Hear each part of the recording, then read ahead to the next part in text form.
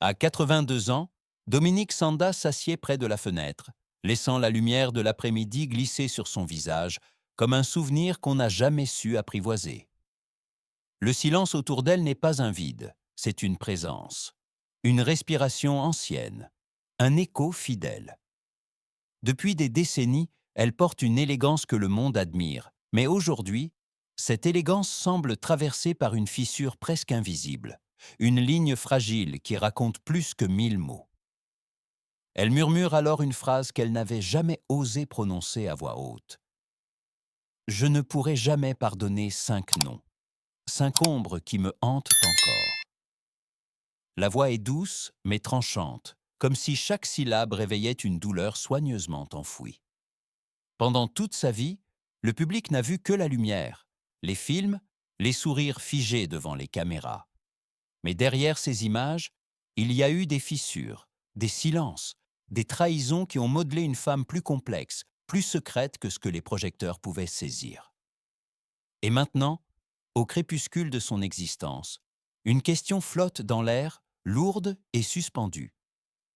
Quels sont ces 5 visages qu'elle n'a jamais pu effacer? Le murmure de Dominique semble se dissoudre dans la pièce, et pourtant il ouvre une porte que seule elle savait encore fermer. Pour comprendre ces 5 noms, il faut revenir bien avant la lumière, avant les plateaux de tournage, avant même les applaudissements. Il faut retourner à Paris, en 1951, là où une enfant aux yeux clairs apprenait déjà que le silence pouvait être une armure. Née dans une famille cultivée mais distante, elle grandit entre des couloirs trop grands et des gestes trop mesurés. Son père, passionné de littérature, parlait peu mais exigeait beaucoup. Sa mère, silhouette élégante et fragile, semblait toujours ailleurs, absorbée par une mélancolie muette que personne n'expliquait. Dans cette maison où les émotions se cachaient derrière la bienséance, Dominique apprit très tôt à retenir ses élans, à transformer les blessures en silence. Elle se souvient encore des après-midi d'hiver, assise près du vieux piano, écoutant les touches résonner comme un souffle qu'elle n'osait pas libérer. C'est dans ces heures suspendues qu'elle comprit une chose essentielle. Pour survivre, il fallait observer, se taire, encaisser.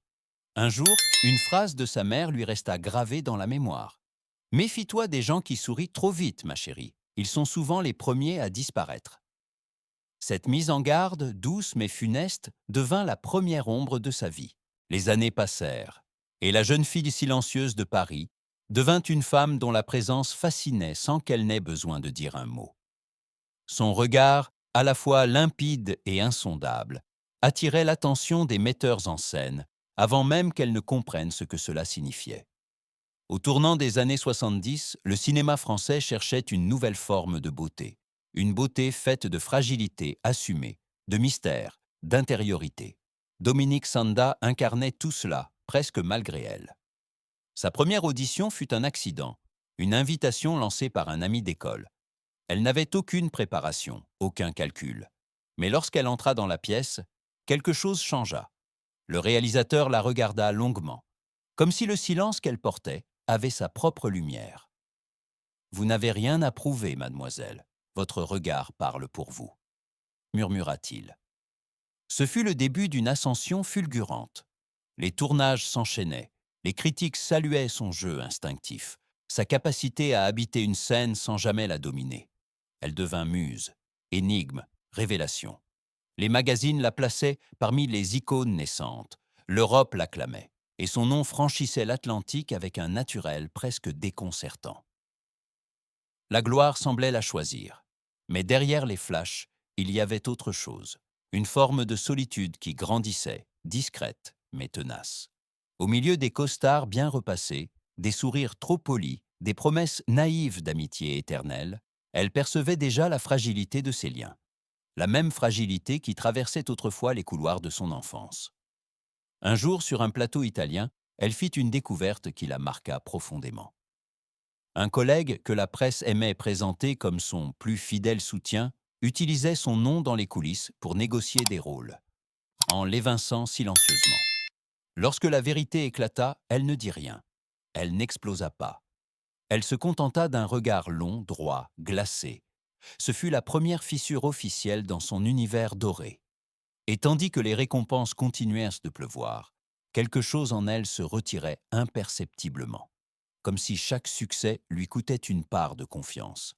Car dans l'ombre de l'ascension, les trahisons commencent toujours à se former. L'ascension de Dominique avait été brillante, presque irréelle, mais toute lumière finit par projeter des ombres. Et les siennes commencèrent à s'étirer, longues, insistantes, difficiles à ignorer. Après cette première fissure sur le plateau italien, d'autres suivirent, plus discrètes, mais plus douloureuses. Elles venaient de ceux qu'elle croyait proches, parfois même de ceux qu'elle aimait. Un soir d'hiver, alors qu'elle venait de recevoir une récompense prestigieuse, elle attendit en coulisses une présence, un mot, un regard, rien. Les applaudissements résonnaient encore dans la salle, mais derrière le rideau, elle était seule. Les visages qui l'entouraient souriaient pour les photographes, mais leurs yeux glissaient déjà ailleurs, vers le prochain succès à saisir, la prochaine alliance à former. Ce soir-là, elle comprit une vérité glaciale. La solitude ne frappe pas quand on est en bas, mais quand on est au sommet. Une autre rupture, plus intime, marqua un tournant.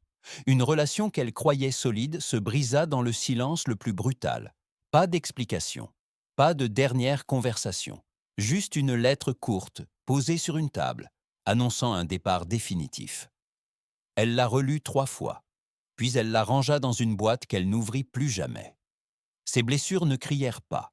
Elles s'infiltrèrent doucement, prirent racine, transformant en méfiance tout ce qui autrefois ressemblait à de la confiance.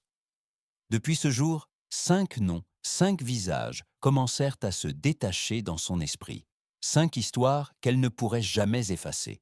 5 noms, 5 blessures. 5 ombres qui, même après tant d'années, refusent de s'effacer. Lorsque Dominique Sanda les évoque, ce n'est pas avec rage, ni même avec amertume. C'est avec une lucidité presque douloureuse, comme si elle déroulait devant elle le fil fragile de sa vie. Celui que personne ne voit, celui qui relie les sourires publics au silence privé. Le premier nom appartient à une amitié ancienne, née à une époque où elle croyait encore que la loyauté était naturelle. Une jeune actrice rencontrée lors d'un tournage en Provence qui lui avait juré soutien et affection. Les deux partageaient des cafés au petit matin, des secrets murmurés, des rêves de cinéma.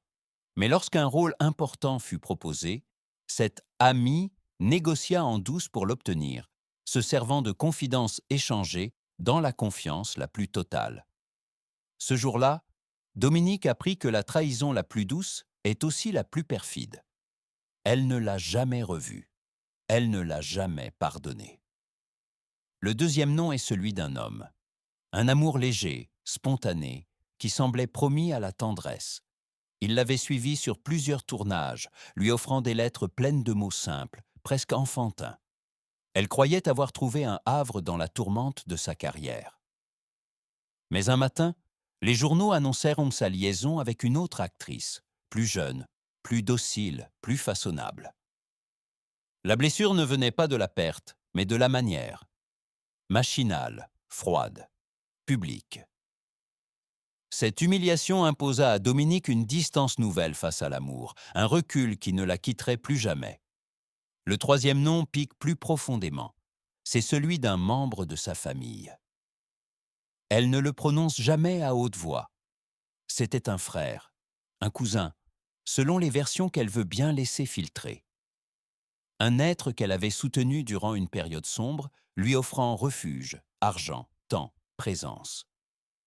Mais un jour, il utilisa son nom pour obtenir des faveurs, endettant son identité dans un réseau de manipulation. Elle dut réparer en silence, payer en silence, s'effacer en silence pour éviter qu'un scandale n'éclate. Cette trahison-là ne fut pas spectaculaire. Elle fut intime, et les blessures intimes sont celles qui persistent le plus longtemps. Le quatrième nom n'est pas un individu, mais une entité, le public, ou plutôt une partie de celui-ci. À une époque où elle avait osé disparaître un temps pour s'occuper d'un proche malade, certains médias l'accusèrent de caprice, de paresse, de fugue artistique. Les spectateurs, autrefois si fervents, se retournèrent sans chercher à comprendre. Elle comprit alors la volatilité des foules. la manière dont elles élèvent un visage au ciel avant de le laisser tomber dès qu'un autre se présente. Cette violence-là est silencieuse, et pourtant elle brise des destins. Et puis il y a le cinquième nom, le plus redoutable, celui qu'elle a mis le plus longtemps à reconnaître, celui qu'elle aurait voulu oublier, mais qui revient chaque fois qu'elle se regarde dans un miroir. Le cinquième nom, c'est elle-même, non pas par faute ni par regret, mais parce qu'elle n'a jamais vraiment su se pardonner d'avoir cru, d'avoir espéré, d'avoir laissé les autres pénétrer trop profondément dans son monde intérieur. Elle se reproche sa naïveté d'autrefois, son silence trop poli, sa confiance trop offerte. Elle se reproche d'avoir accepté des blessures qu'elle aurait pu éviter. Elle se reproche d'avoir douté de sa propre valeur. Dans la pièce où elle confie ses 5 ombres, la lumière semble vaciller. Et pourtant, il y a dans sa voix une force neuve, une douceur résignée. On ne guérit jamais vraiment, mais on apprend à vivre avec la cicatrice. Car parfois, le vrai pardon n'est pas destiné aux autres, mais à soi-même. La pièce est silencieuse maintenant, comme si chaque mot prononcé avait déposé un peu de poussière d'or dans l'air. Dominique Sanda reste immobile, les mains posées l'une sur l'autre, dans un geste à la fois digne et fragile. À 82 ans, elle ne cherche plus à réécrire le passé. Elle l'observe simplement, avec cette lucidité apaisée de ceux qui ont trop vécu pour encore se débattre contre la mémoire. Devant elle, une photographie en noir et blanc glisse sous la lumière. On y voit une jeune femme, le regard vaste, encore plein d'élan et de naïveté. Dominique l'effleure du bout des doigts, comme pour accorder une dernière trêve à celle qu'elle a été. Le silence, cette vieille compagnie fidèle, se referme doucement autour d'elle. Puis, elle murmure, presque pour elle-même. Au fond, on ne pardonne jamais complètement. On apprend seulement à respirer autrement. La lumière décline encore, laissant dans la pièce une paix étrange, douce amère, pareille au soulagement discret après une longue confession. Rien n'a été effacé, mais quelque chose en elle semble enfin s'être relâché. Une tension vieille de plusieurs décennies. Et une question demeure, suspendue dans l'air, ouverte, nécessaire. Peut-on vraiment vivre sans pardonner? Ou faut-il parfois garder la douleur pour se souvenir qu'on a aimé?